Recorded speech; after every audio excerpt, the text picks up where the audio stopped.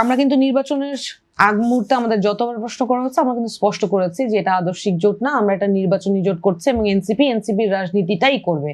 এবং স্যার খুব সুন্দর একটা কথা বললেন যে উনি একটা ভালো পার্লামেন্ট চান, যেখানে আমরা চেষ্টা করছি যে একটা ছায়া মন্ত্রিসভা করার এবং সেইটার মধ্যে দিয়ে আমরা মন্ত্রিসভার যতগুলো কাজ আছে সেগুলো যাতে চেক এন্ড ব্যালেন্সের মধ্যে থাকে সেইটা এনশিওর করার।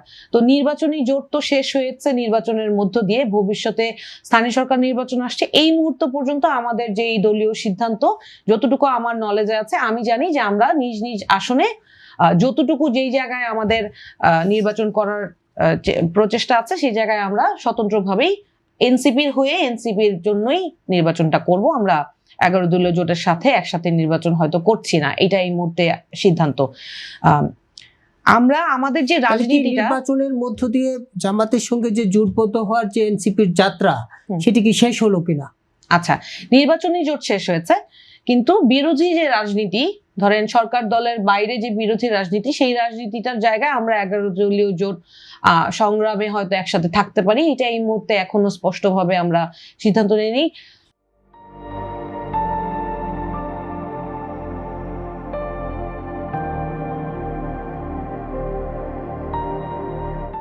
স্যার যেটা আশঙ্কা করছেন, যেটা উনি বললেন যে মব সৃষ্টি করা বা এখনই যে হুঙ্কার দেয়া যে রাজপথে নামার কথা, এইটার একটা প্রেক্ষাপট আছে। ধরেন জুলাই আন্দোলন কিন্তু এনসিপি একা করে না, এনসিপির যে নেতৃত্ব দানকারী ছেলেরা, যে মেয়েরা, এরা কিন্তু কেউ একা জুলাই অভ্যুত্থানে অংশগ্রহণ করে নাই, তাই না? এই অভ্যুত্থান সাধারণ মানুষের অংশগ্রহণ আছে, সমস্ত রাজনৈতিক দল তাদের ব্যানার ছেড়ে এসে এই অভ্যুত্থানে অংশগ্রহণ করেছে। বিএনপির মুখেই কিন্তু আমরা শুনে থাকি যে উনারা বলেন যে উনাদেরই বেশিরভাগ মানুষ মৃত্যুবরণ করেছে এবং দীর্ঘ 17 বছর উনাদের যে সংগ্রাম সেটাকেও কিন্তু নাকচ করে দেয়া যায় না।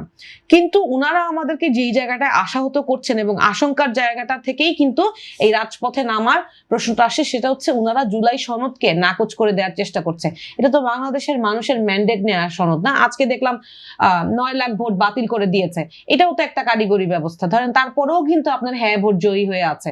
তো যারা হ্যাঁ ভোট দিয়েছে, এই 4টা প্রশ্নের যে উত্তর দিয়েছে, সেই ম্যান্ডেটটাকে তো আপনাকে বাস্তবায়ন করতে হবে। এখন গণভোট যে হতে পারে সেই কথা তো জনাব সালাউদ্দিন আহমেদ নির্বাচনের আগে সবাইকে উনি বলেছেন এবং এটা হতে কোনো বাধা নাই, উনাদের এই প্রস্তাবনা সেটাও বলেছেন।